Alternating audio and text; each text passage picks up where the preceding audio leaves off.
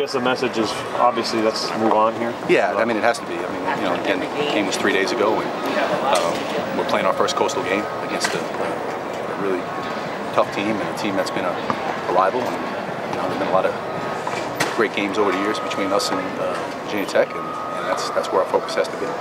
Mark, any rhyme or reason? It seems like you guys play great for maybe 3 quarters, 2 quarters. There's always 1 quarter in a game that just seems to get away from you. Any rhyme or reason why that happens? No, just, you know, again, obviously, wish I had the answer to that, but I know we're searching hard. You know, I know that. I know it's lineup or, you know, how we start the game. Whatever it is. I mean, we're working our tails off to just be more consistent. So again, just like last week and the week before when we won. You look at all the positive things that we're doing, and I keep telling the guys, let's enhance those things. Let's not lose those things. You know, we played well on 3rd down. Again, all right, we did an awesome job in the red zone. Big short yardage stop. Let's catch fire. You know, the week before we did an awesome job in the backed up situation when we had the team inside the 10 and we got the ball back for offense.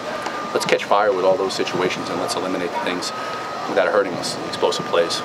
We didn't give up a lot of explosive plays last year. We're giving up too many right now, so that's really what we got to fix. If we fix that, we're going to be okay. Mark, we saw Dion Bush, you know, publicly, you know, tweeted about, you know, it's on me. You know, I got to play better. I let my team down. We saw that publicly. What has he done in the room, you know, to kind of, and some of the other seniors to kind of maybe take leadership here? Well, the guys are great, and again, we all take responsibility. I take responsibility. Defensive staff, players, we all take responsibility of one another. We have a good group. We have good unity, and you know, I think we approach it the same way every day. Win, lose, or draw, we go back in and we're teachers. You know, we teach what we did well. Like I said, let's enhance that. Let's fix the other things, and how can we give you guys a chance to just execute at the best, and then at the same time, what can you do? You know, what can you do as a player? What can you do as an assistant coach? What can I do as a defensive coordinator to just keep making us better? And I think that's all we do. I mean, it just drives us every day. We want to be there for one another. We want to have a successful season.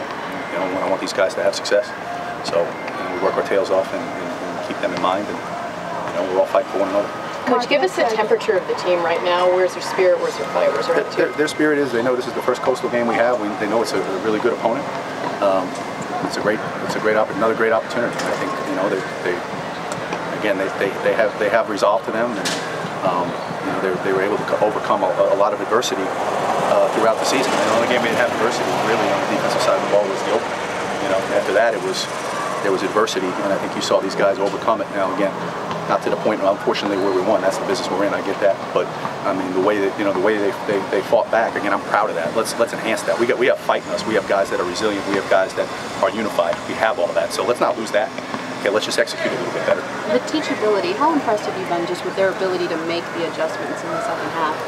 Awesome, and it's an ongoing thing. It's every series, you know. It's every series, and again, it's a big part of you know. I'm down on the sideline this year of why I wanted to do that. You know, I was upstairs the last couple of years, but there's a translation from upstairs. You know, there's I have to say it to somebody, and somebody's got to relay it, and I think that's helped us a lot.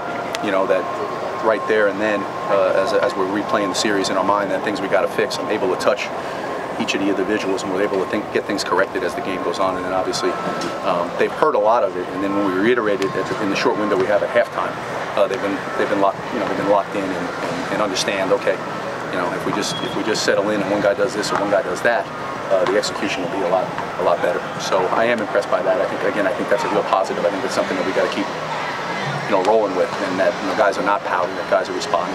There's unity. They're being taught. They're being coached. They're accepting coaching within the game and trying to fix it.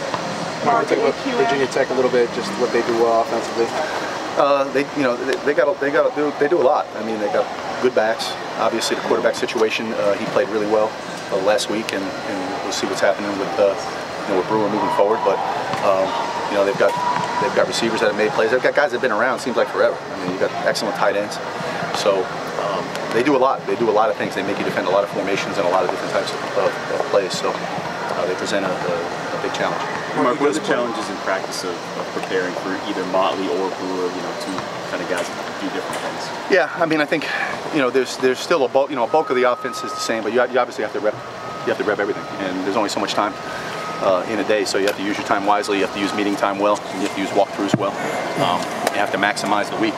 You know, everything counts with every opportunity that we get. The time we get them in the meeting's got to be awesome.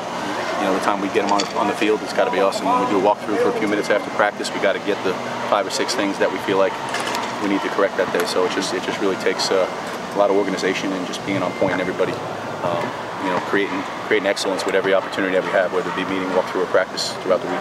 Mark, you guys play a number of guys on defense. Just why is that important to you?